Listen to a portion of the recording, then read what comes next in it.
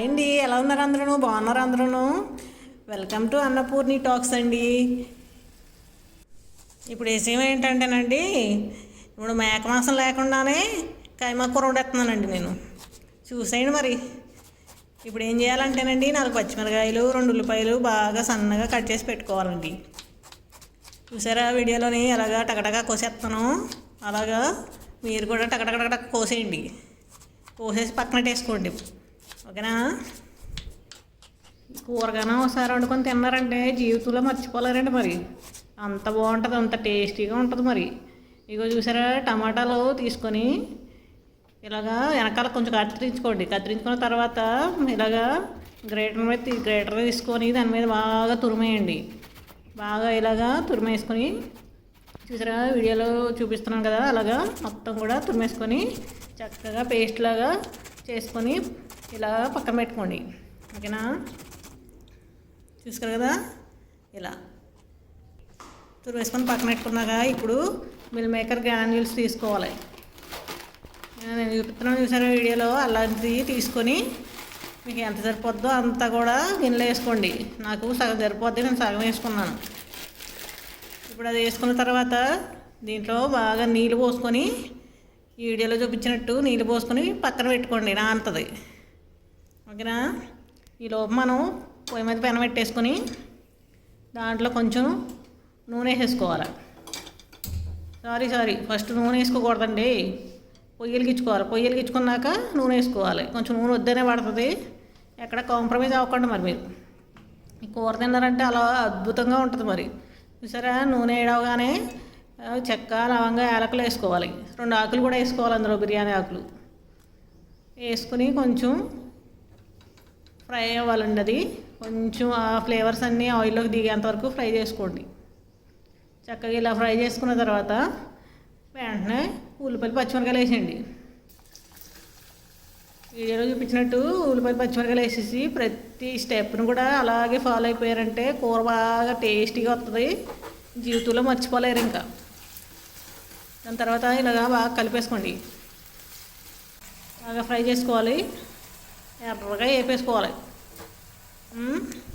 ఇప్పుడు కొంచెం ఫ్రెష్గా ఉన్న కరివేపాకు తీసుకొని ఇలాగా, చూసారా ఎంత ఫ్రెష్గా ఉందో, కొంచెం కట్ చేసుకుని దాన్ని వేసేసుకోండి. తాలింపులు వేసుకుంటేనే బాగుంటుంది, మంచి స్మెల్ వస్తుంది అనమాట. ఇప్పుడు అలాగా చూసారు కదా, ఇలా వేగిన తర్వాత ఒక చెంచాడు ఎల్లిపాయ పేస్ట్ వేసుకోండి, అల్లం వెల్లిపాయ పేస్ట్ వేసుకొని బాగా కలిపండి.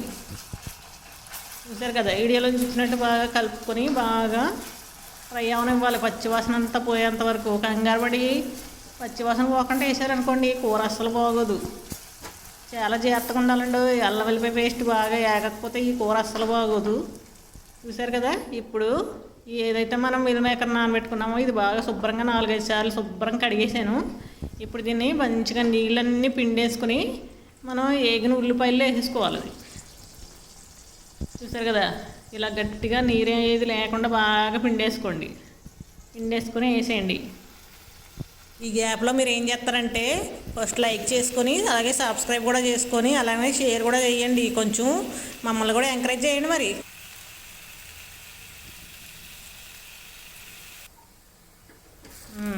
వేసుకున్నారు కదా, ఇప్పుడు బాగా కలబెట్టేయండి. కిందకి పైకి కిందకి వచ్చేలాగా బాగా కలిపేసుకోవాలి, ఓకేనా? బాగా కలిపేసుకున్న తర్వాత కొంచెం పసుపు వేసుకోవాలండి. పసుపు వేసుకున్న వెంటనే కొంచెం కారం కూడా వేసేసుకోవాలండి.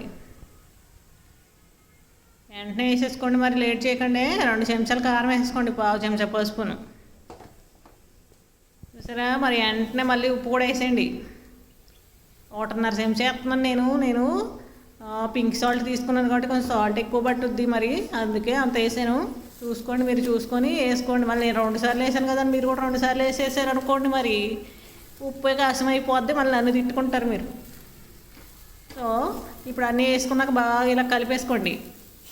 బాగా కలపాలండి. చూడండి, నేను వీడియోలో చూపించినట్టే బాగా కలిపి అంత మసాలా అంతా బాగా పట్టేలా కలుపుకోండి, ఓకేనా? కలుపుకున్న తర్వాత ఏం చేయాలో తెలుసు కదా, మూతెట్టి 2 నిమిషాలు పక్కన కూర్చోవాలి మనం వెళ్ళి. తర్వాత మళ్ళీ మూత తీసుకోవాలి. మూత తీసుకొని మళ్ళీ ఒకసారి బాగా కలబెట్టేయండి, కిందకి మీదకి బాగాని కలబెట్టేసిన తర్వాత ఇందాక తురిమాను కదా టమాటా, ఆ టమాటా పేస్ట్ని బాగా అందులో వేసేయండి. వేసేసి మళ్ళీ ఒకసారి కిందకి మీదకి కలిపండి. బాగా కలబెట్టేయండి. కలబెట్టేసి మళ్ళీ మూత పెట్టేయండి ఒక 2 నిమిషాలు.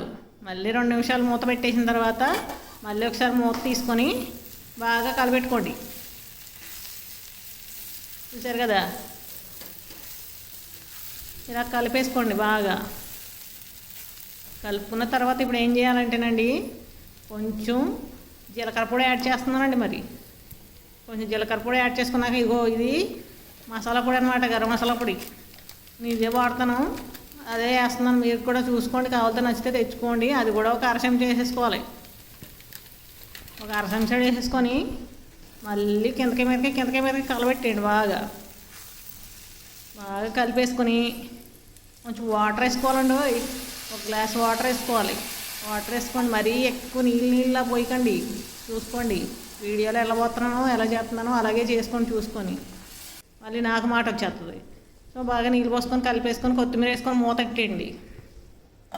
మూత పెట్టేసి పక్కనకి వెళ్ళి కూర్చోండి మళ్ళీ 1 నిమిషం. మళ్ళీ 1 నిమిషం తర్వాత మూత తీసి చూస్తే కూర అయిపోద్ది. ఇంకా శుభ్రంగా కలుపుకోండి. కొత్తిమీర అన్నీ కూడా బాగా కలిసేట్టు కలుపుకోండి. ఇక అయిపోయినట్టేనండి, కర్రీ అయిపోయినట్టే. ఇంకా చూసారు కదా, ఆయిల్ పైకి వచ్చేస్తుంది. చూడండి, అగో చూపిస్తున్నాను, పైకి వచ్చేస్తుందండి. మళ్ళీ పైకి కనపడట్లేదు అంటారేమో, చూడండి. అదిగో ఆ విధంగా ఆయిల్ వచ్చే విధంగా ఉడికించుకోవాలి. వాటర్ ఏమి లేకుండా శుభ్రంగా ఉడికించుకుని శుభ్రంగానే పొయ్యి కట్టేసుకొని